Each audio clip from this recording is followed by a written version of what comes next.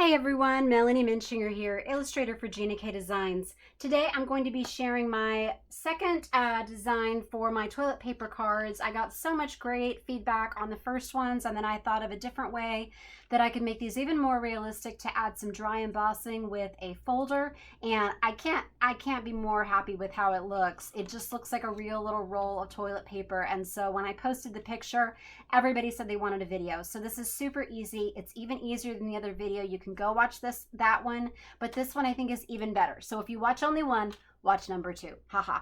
Okay, so the supplies that you want for this toilet paper card, and obviously the reason why I made this is because of the coronavirus shortage of toilet paper, but hopefully this will be a lighthearted thing that you can send out to people who are hopefully finding their TP now. So the products and tools that I'm using for this, I am using Emily Logan's Just Because set. It's got great greetings in there for that. I bet she never ever considered that being on a toilet paper card when she made it. Got some Gina K Pure Luxury white cardstock. You can use the layering weight or you can use the heavy base weight. That is up to you. One sheet of cardstock will make 2 cards. So I've just got this cut at 5.5.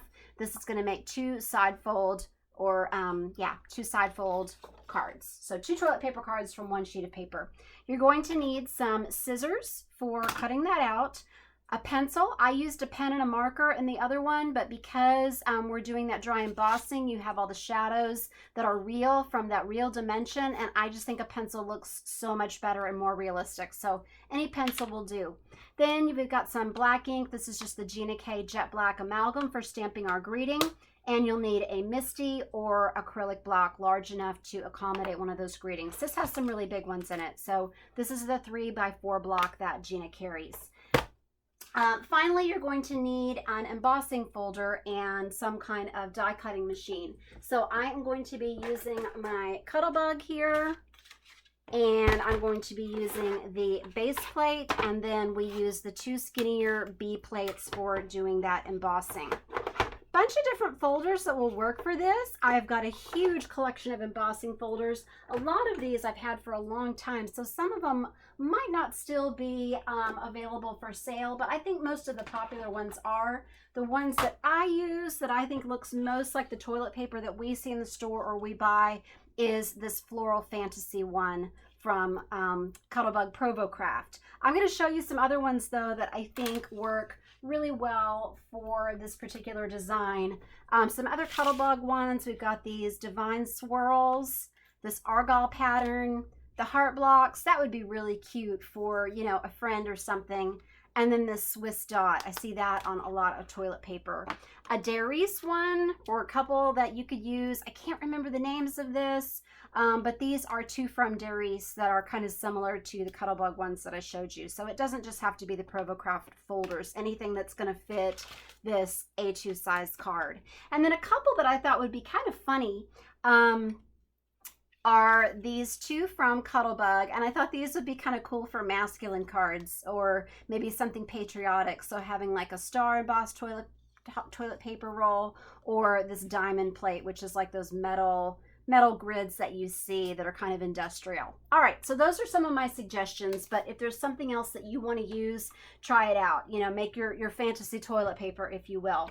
So we're going to take this Floral Fantasy, and I'm going to bring this over in just a second, but we're going to do our cutting first. So I'm going to start by just folding this up, and you can use your score pal or score buddy if you want. So I'm just going to score this at 4¼ inches. The other card I made was a top fold card, and so it stood up like a roll of paper. But when you do a side fold card, I realized this is so much more like toilet paper because then it's interactive and it's like that flap is coming around rather than having to draw one on. Okay, so let's go ahead, and if you want this to be a landscape card, I recommend doing the opening for the roll on the left, and then your eye travels this way to read that greeting. You could also do it that way, and if that's the case, then just make sure that the flap is on the top, obviously, and you're cutting that front part that way. All right, so what I'm going to do, this is going to be the landscape one. So I'm going to turn it just a 1/4 turn, and I'm going to put my wrist right at the bottom of the middle of that card, and I'm just going to make a sweeping arc to either side. Okay, so I'm not moving my hand, but I'm not picking up my wrist, and that's going to make a perfect arc there. Okay, then what you want to do is you're going to do the same thing.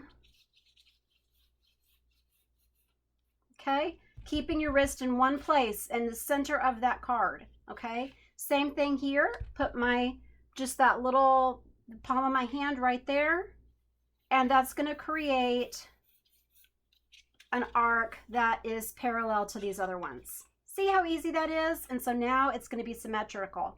Now I don't need to put this detail on yet because I'm going to be cutting this front piece off so that it looks like the piece of that roll. So I'm going to take my scissors and I'm going to cut through both sides of the bottom, because remember, this is going to be a landscape card. So cut this off.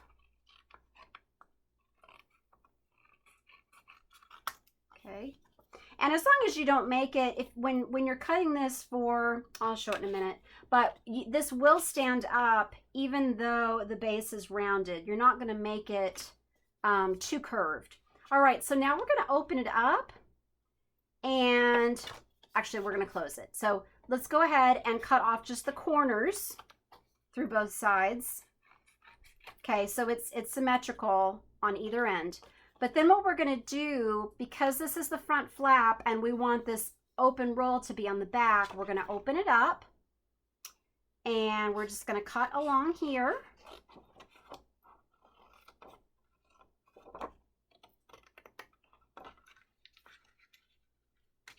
Okay, so just like that. And then what we're going to do is we are going to just trace right there so that when you open it, that looks like the top of your roll.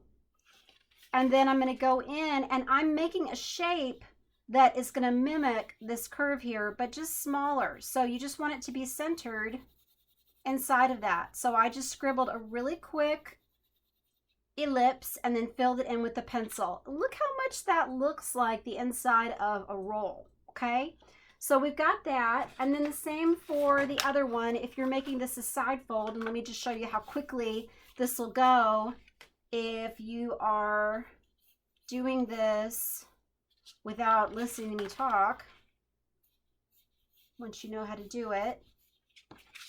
And then so then we cut off these corners. So this is for that side fold so that it's portrait style.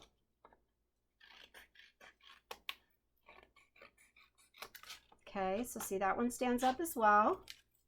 And then open it up, cut that off. Okay. And so here's the one from the side. Here's the one from the top. So they're identical. It's just the way that they open that's reversed. And I guess if you're a lefty and you like those cards that open up this way, then you could do it the same way. But since most people open it opening that way, but it's coming out to the left, that's why I have the two different designs. So there's the portrait and the landscape style. Let's stamp on our greeting. So I'm going to use my MISTI so I can get it nice and crisp. So it is essential that you stamp this greeting first, otherwise you're going to get skips if you try to do it after the embossing. So what we're going to do is I'm just going to lay this in here, and let's see, I want to do, go this way, and I'm going to do that sending hugs. So I'm going to put that just right there. And I'm going to show you something that I did. I don't know if you noticed it on one of the ones that I held out. Oh, maybe it's over here to the side. You might have seen it in the photo, what was different. So I'll point it out in a second. Something I played around with this morning before I recorded. Okay, so get that inked up. Close the door, press all over. And I'm going to do it one more time to get it nice and crisp. Okay, so there's my greeting. And now what I want to do is I want to emboss this roll. So if I'm going to do any writing on the inside of the card, I need to do that now. Or what you can do, and I did that on one of these cards, but not the other. If you want to have just a smooth inside for doing your writing, you can do just the one side, and then you can write on that later. But if you want to have it on both, you're going to just slip the card into the folder and do it all at one time. What I would do though, and this is what I did on this one, is I inserted it from the bottom, so the top of that roll is hanging out and you're not getting any embossing on that. You don't have to worry about that if you're just doing the one side, but you do if you want it on both layers like you would have on a real wrapped roll. So what I'm going to do is I'm going to open this up and I'm just going to lay that inside. And if you're wanting to test out and see, okay, what folders do I have that look like toilet paper, then you can take your different ones and just slide the paper in there and then look at it and see, okay, like which one is a good match for that. So like in the fall, that would be fun. Actually, this is a good one too. This one is from Paper Studio, so we've got a leafy one here. But you can see through and see what your embossing is going to look like. So let me move this out of the way and bring over my Cuttlebug. So we're going to just put this in sideways in between the B plates. And I really need to get some new plates. They're pretty warped, so you might need a shim if you want to have deeper embossing.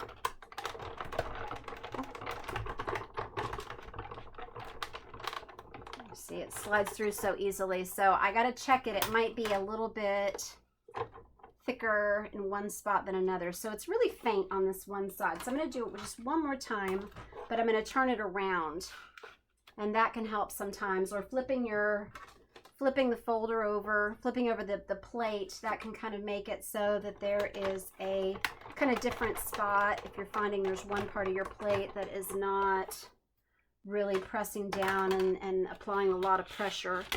Okay, all right, so there is our cute little roll, and then you can kind of curve that if you want. These are a little bit more pliable using the layering weight, and so that'll allow you, but that's just going to stand right up. And then same thing for this other one. Now another thing that you can do if you want that might be fun to add some little details, if you see that your plate texture hasn't gone all the way across, you can do just a little dash line across that edge as though that is the edge of the toilet paper. Same thing in here, put that in here, or maybe make it just a little bit shorter than the whole width of that roll to really kind of continue that illusion.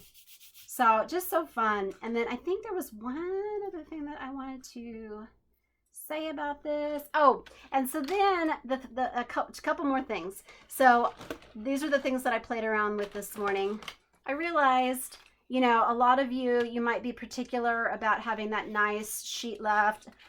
Obviously, my boys do not care about the bottom of that nice sheet, and they definitely wouldn't ever fold like in the hotel. So you could actually tear off a little bit of that, and that looks very realistic too, and it'll still stand up. You want to just make sure that you don't tear it too far up or it's going to flip over. Okay, so that's just kind of a fun different way that you can add some texture and interest and change up the design.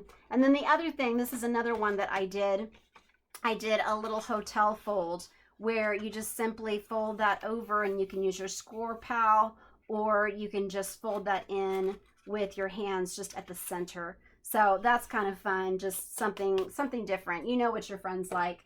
And then one thing that I did, let's see if I can find it over here. I realized how much I've got square flap envelopes, so how much that actually looks like toilet paper. So it would be so funny to send this, put a stamp on it, and then remember to do all of your addressing and everything before you put that on here. But making this look like the toilet paper roll. So if you want to close it up, you could either put a seal on here, or you could use some score tape or just a little bit of tape runner on these edges. Oop, I'm out of tape. Let's see. Here's some. What's that? Oh, okay, here we go.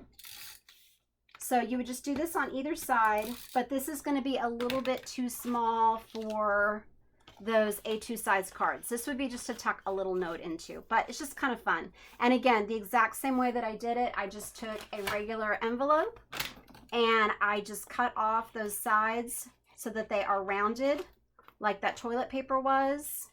And then that is going to allow you to open it up just like that. And then you would do that detail on the side in the exact same way. So I hope you see that this does not need any kind of template. It's about the easiest card that you'll ever make.